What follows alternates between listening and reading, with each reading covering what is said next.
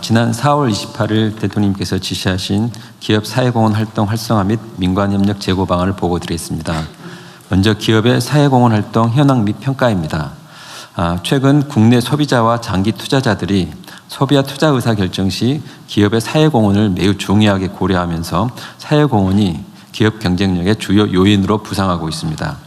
그런데 우리 기업들의 GDP 대비 사회공헌 지출은 비율 자체는 미국과 일본과 비교해 낮지는 않지만 지금 현재 기부금 규모 자체는 18년 이후에 5조 원 수준에서 정체되어 있습니다. 특히 우리 국민의 대다수가 기업의 사회공헌 활동이 충분하지 않다고 느끼고 있으며 청년 세대, 지역경제 지원 등 사회 통합과 생태계 육성을 위한 활동도 부족하다는 평가가 절대 다수입니다. 이에 민관이 함께 사회공헌 활동의 규모, 효과성, 파괴력을 높일 수 있는 방향으로 노력이 필요하다고 생각합니다. 크게 세 가지 방향에서 생각했습니다. 첫째는 국민과 투자자들이 기업의 사회공헌 정보를 보다 쉽게 파악할 수 있도록 하고, 둘째는 사회적으로 필요한 분야에 기업이 기여토록 인센티브 제도를 설계할 필요가 있습니다. 아울러서 다른 기업 및 지역사회, 정부, 공공기관과의 연계와 협업토록 하여 시너지를 극대화하는 것이 필요하다고 생각합니다. 다음 페이지입니다. 첫째 중점 추진 방안입니다. 첫째는 경제단체인 환경협과 산업부가 사회공헌 정보를 체계적으로 조사하고 공개하여 기업의 행동 변화를 유도하겠습니다. 이른바 너치 효과를 기대합니다.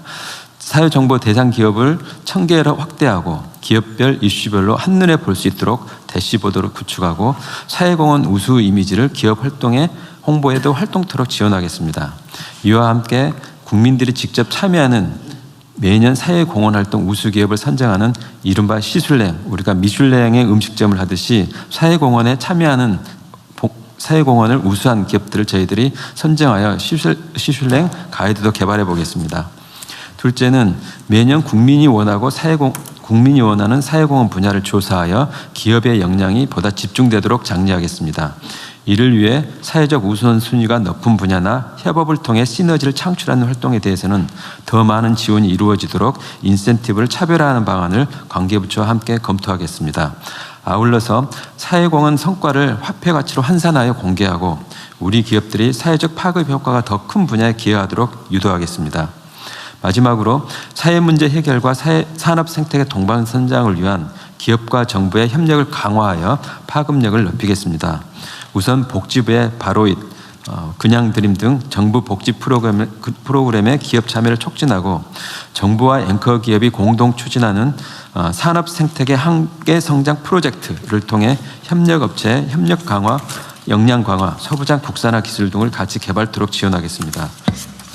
대한민국의 기업이 국민의 사랑받는 시슐랭 스타가 되는 날까지 기업과 국민을 잇는 가교 역할에 최선을 다하겠습니다.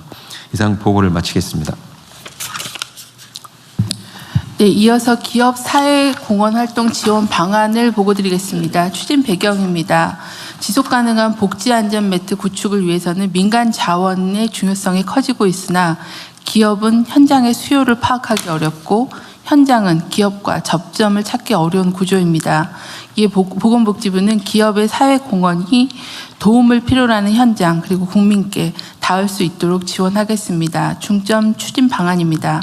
첫째, 기업의 사회공헌 자원과 복지 현장의 수요를 연결하는 온라인 매칭 플랫폼인 바로잇을 활성화하겠습니다.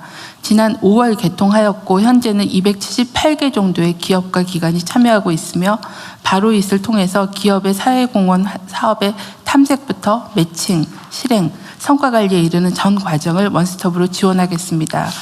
둘째, 기업의 사회공헌과 모금 재원이 우리 사회에 가장 시급한 곳에 지원될 수 있도록 민관 연계를 강화하겠습니다. 현재 그냥드림 청년 함께 성장 캠페인 국민 참여 배분 등을 통해서 국민이 체감할 수 있는 민관 협력 사업을 더욱 활성화하겠습니다.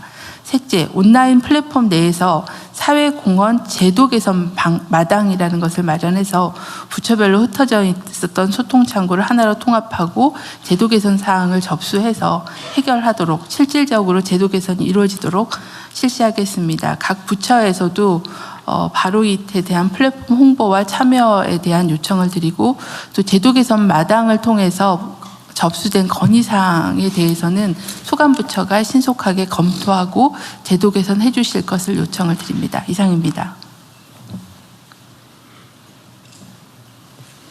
아무도 의견이 없는 것 같습니다. 다른 분들 의견 없으신가요? 예, 보고 하나 드릴까요? 네네. 모범 사례인데요. 복지 사각지대이자 위기의 청소년이라고 할 수 있는 북향민 출신 자녀들에게 중고등학교 교육 과정을 가르치고 있는 대안학교, 여명학교라고 있습니다. 20년 전에 만들어졌는데 그동안 이제 남의 건물 새들어서 전전하다가 이번에 강서구의 폐교부지에다가 신축 교사를 짓습니다. 학교 측이 100억을 지난 20년 동안 모금을 했고 이제 건축비가 160억인데 나머지 건축비 60억을 현대자동차 그룹이 냈습니다. 그래서 이번 주에 서울시 교육청과 통일부, 현대차가 업무 협약을 이번 주에 합니다. 모범 사례고요. 제3자 뇌물에 해당될 가능성이 높습니다. 뭐 그러진 않을 것 같은데요. 그다음에 또 하나는 유한양행 그룹인데요. 지난 10년 동안 북향민 대학생들에게 680명에게 장학금을 20억을 지원해 왔습니다. 그래서 지난주에 북향민의 날에 국무총리 표창을 전수했습니다만 아까 산업부 장관님 보고하신 시슐랭 마크 기업의 현대자동차 그룹하고 유한양행 추천합니다. 네, 시슐랭 이름 잘 지은 것 같네요. 네. 저희들 생각에는 이게 각 기업들이 굉장히 분절적으로 활동들은 하는데 그게 총체적인 평가에 있어서는 할 수 있는 방안도 마땅치 않습니다. 그런 부분에서 한번 고민을. 네, 이 선행에 대한 우리나라 그런 관념 있잖아요. 뭐 오른손이 한 일을 왼손이 모르게 하라 그랬던가? 뭐 거기에다가 무슨 점잖게 말이야 자기가 점잖지 못하게 자기가 한 걸 자랑을 하나? 뭐 이런 그 유교적 관념 이런 게 있는데 사실은 이거 권장해야 될 일이거든요. 좀 많이 알리고 또 따라할 수 있게 그렇게 할 필요가 있습니다. 잘 기획하신 것 같네요. 네, 행안부에서도 말씀드리겠습니다. 저희 행안부는 이 자원봉사와 기부 활동에 대한 이 업무를 실행해 왔었는데요. 대한민국 자원봉사 대상이라든가 착한 기부 대상, 그다음에 공익활동 임팩트 어워드 뭐 이런 이제 포상 제도를 운영을 해왔습니다. 그런데 주로 이제 개인에 대한 기부 또 자원봉사에 대한 포상인데요. 지금처럼 이렇게 CSR이 일반화되고 기업들의 사회 기여가 활성화되는 상황에서 이런 포상 제도도 이 개인뿐 아니라 기업을 대상으로 한 포상으로 넓혀야 되지 않나 하는 말씀을 드리고요. 그렇게 검토해 나가도록 하겠습니다. 또 아울러서 이 기업의 주식 기부라든가 이 공익 활동을 활성화시키기 위해서 공익법인에 대한 주식 기부 그리고 공익 목적 투자에 대한 그 길을 열어주는 상증세법 개정이라든가 기부금품법 개정도 추진할 계획입니다. 네, 말씀 들으면서 든 생각은 굉장히 좋은 제도들이고 그리고 개인들의 기부, 기업의 기부 이런 것들이 활성화되고 이걸 잘 알리면 굉장히 좋을 것 같고 여기에 대한 뭐 혜택이나 또 홍보 효과 이런 것들도 잘 해드려야 될 것 같아서요.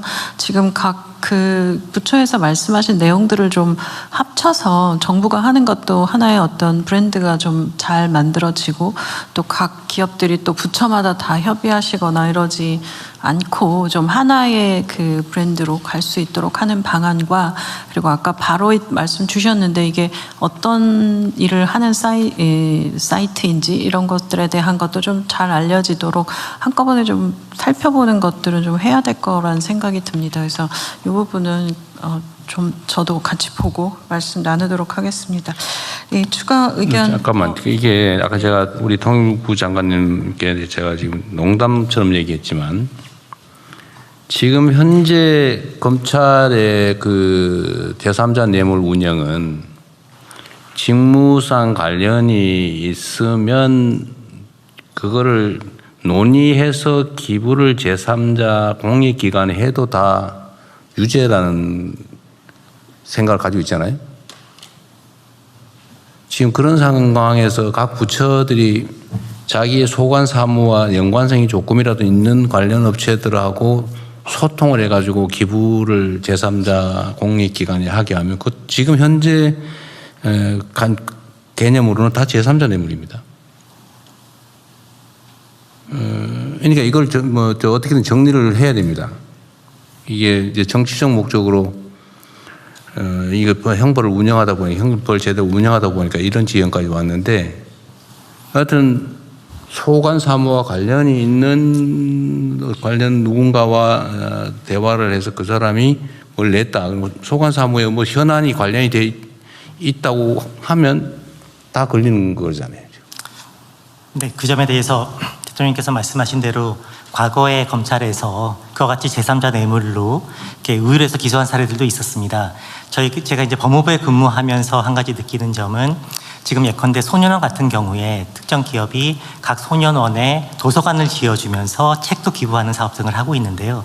그렇게 정부가 기부를 받기 위해서는 지금 법률에 근거가 마련되어 있는 경우에 지금 기부를 받고 있는 상태입니다. 그래서 이런 부분들이 정부가 받을 때는 그렇지. 네, 정부가 받을 때 그렇습니다. 민간에 하는 것도 지금 문제 삼고 있잖아요. 네, 그 점에 대해서는 뭐 제3자 뇌물죄가 부정한 청탁이라는 요건을 삼고는 있기는 합니다만 과거에 기소한 사례들도 있기는 해서 지금 예컨대 관련성이 있으면 부정한 청탁이 있다고 본다. 이게 지금 판례잖아요. 그래서 그러한 과거의 그런 사례와 문제가 있다. 해석 때문에 여러 가지 부담이 있는 것은 현실적으로 부담이 있는 것은 사실인 것 같습니다. 네, 어쨌든 그 문제도 한 번은 정리를 언젠가 해야 됩니다. 이게 그 대통령님 그 관련해서 저희가 지난번에 한번 대통령 굳이 걸면 걸립니다.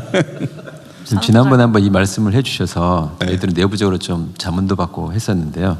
저희 산업부 같은 경우는 보니까 산업발전법에 이 지속 가능 경영을 시책을 추진할 수 있는 근거 조항이 다행히 있더라고요. 이게 산업 조항이 있어도 걸립니다.